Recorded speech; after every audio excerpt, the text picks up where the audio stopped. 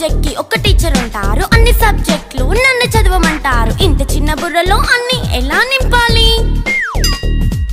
Class work, home work, fair notes అంటారు. Subject కి 3 books పెట్టి బ్యాగ్ నింపుతారు. ఇన్ఫాక్ట్ నా బరువు కన్నా నా బ్యాగ్ బరువే ఎక్కువ.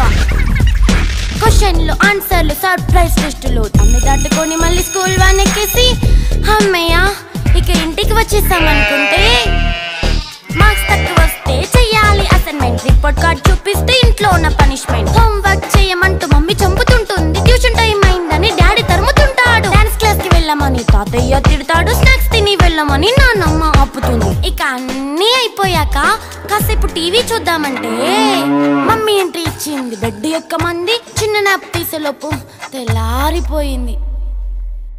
అయ్యో మళ్ళీ మొదలు ఈ స్కూల్ కష్టాలు, ఇక మళ్ళీ మొదలు